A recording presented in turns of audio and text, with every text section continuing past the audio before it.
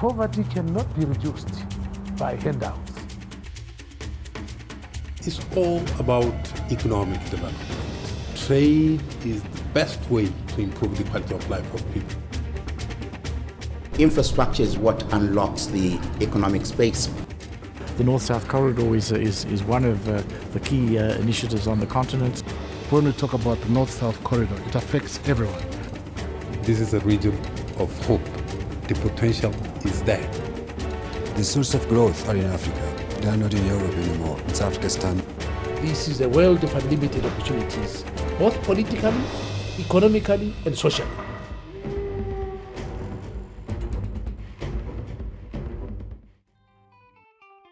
To release the potential for Africa, there is a need to reduce the cost of doing business across borders.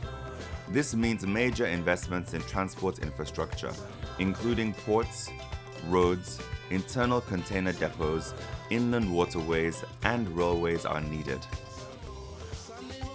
The tripartite, made up of EAC, COMESA, and SADC, began its journey in June 2011, where at the Tripartite Summit, 26 African countries with a larger population than the EU united and signed the landmark free trade agreement. Yes, today, 12th of June 2011 is an important milestone for SADC, COMESA, East African Community, for Africa, and why not, to the entire world. There is a vision for a united Africa, and the regional economic communities like mine, East African Community, like SADC, like COMESA, are the step towards that vision of bringing these blocks together now into one free trade area and eventually into one common market. The major economies that were driving global growth are in a recession. And we see the shift in terms of global economic power and geopolitical power to the emerging industrializing economies. So through the tripartite, we should be able to attract investment. The fact of the matter is that we will now have much more easy access to markets in the rest of the continent, on the East Coast anyway, the three participating RECs. This will make sure that tariff issues, infrastructure issues, and to some extent developmental issues will be less of a barrier to promoting inter-regional trade than they have been up to now.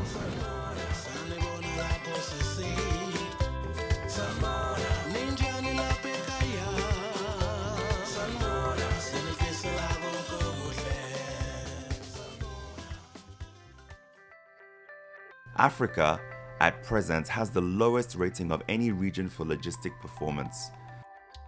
The work of the tripartite in streamlining border posts will play a massive role in improving intra-African trade.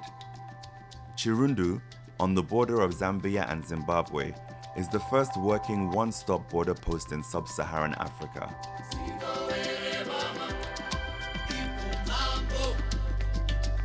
We opened Chirundu on 4th December, and the two presidents of Zambia and Zimbabwe came and opened the commission, the border post.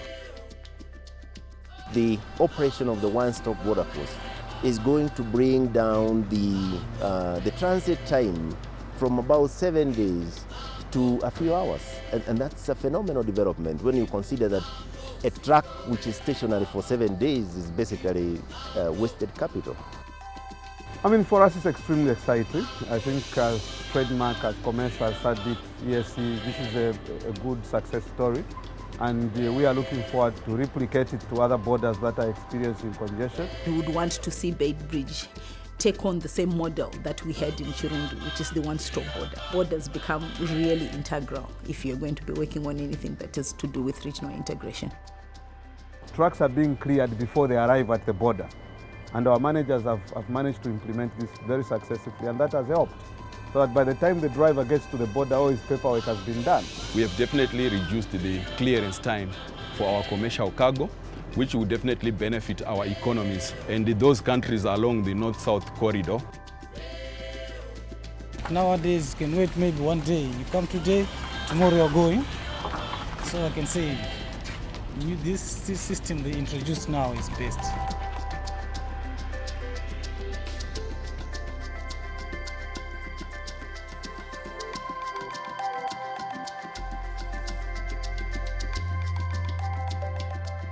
There are 21 ports across Africa. With container vessels on international routes getting bigger, ports are being majorly developed, including major work at Maputo. We just completed a master plan project in which we are projecting the cargo to grow up to close to 50 million tons in the next 20 years. To do that, we have to make certain investments in infrastructure. So we're looking at building new terminals, acquiring new equipment. We have to also work on our workforce, build their capacity through training, experience, etc. We're committed to developing the port to a level which makes us an international player.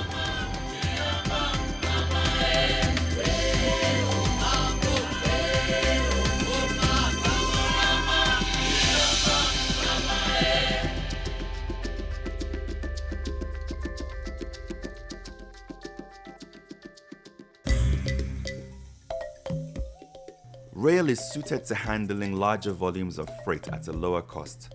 A 40-ton wagon train with 20-ton axle loads can carry 2,500 tons, equivalent to 80 road trucks, and is environmentally friendlier.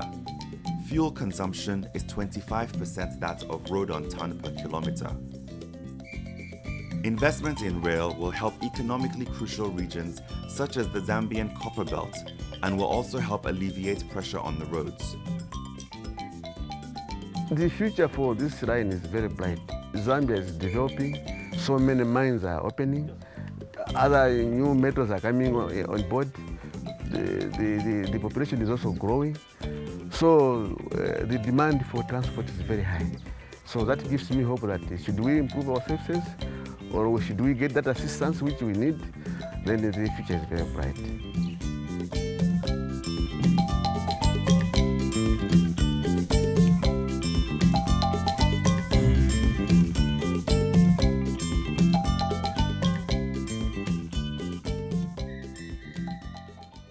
Despite the huge potential of rail, 90% of freight is being transported by road in sub-Saharan Africa.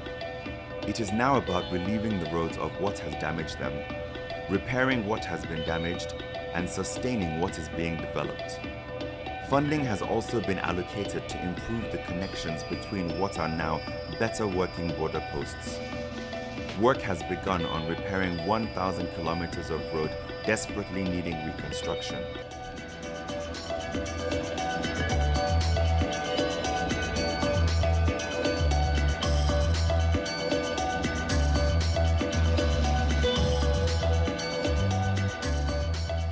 Where there's now an agreement on a single axle load limit across the entire region to enforce and monitor the compliance of transporters to those axle load limits and standards. You need weigh bridges to ensure that the truckers, the drivers, the cargo owners are not taking chances by overloading.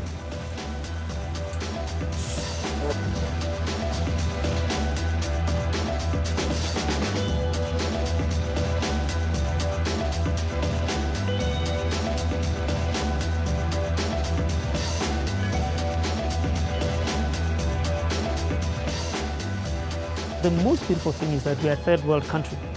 We don't need to reinvent the wheel. The first world has already done that for us.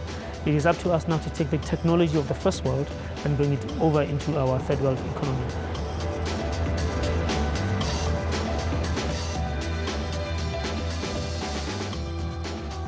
Studies are showing a lot of improvement on the corridor, especially in the area of border efficiency. There's a lot more work to be done in terms of infrastructure development, and people are working on that. So, yes, we have achieved, but we need to do more. We need to work extra hard, we need to cooperate more, and we need those decisions.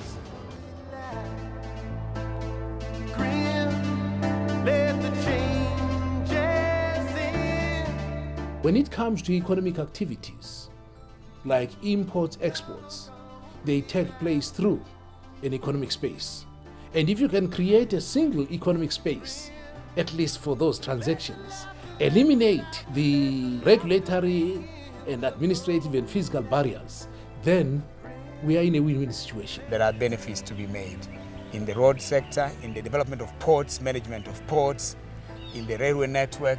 On the infrastructure side, there are lots of opportunities, definitely. It is time now to team up to help us to improve the infrastructure, because it's the only strategic intervention that we need in opening up our economic resources. Africa's combined population is 1.1 billion. It's as big as India or China. So it's a huge market here itself. It's just that we are fragmented in the way we think, and we call ourselves 53 nations. I mean, India and China are where they are because they have a huge domestic market. And we just break the barriers in our mind and say Africa is one continent, one market, one marketplace. I see the future.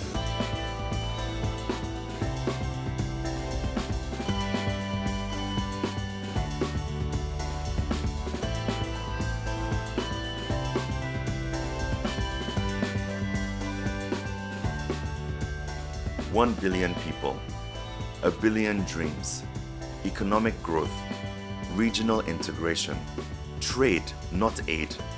These practical steps bring the vision of a united Africa and economic prosperity for all one step closer. A young Africa inspired by a new generation of African leaders and fueled by the creativity and energy of its own people is on the rise. The time is now. This really can be Africa's century.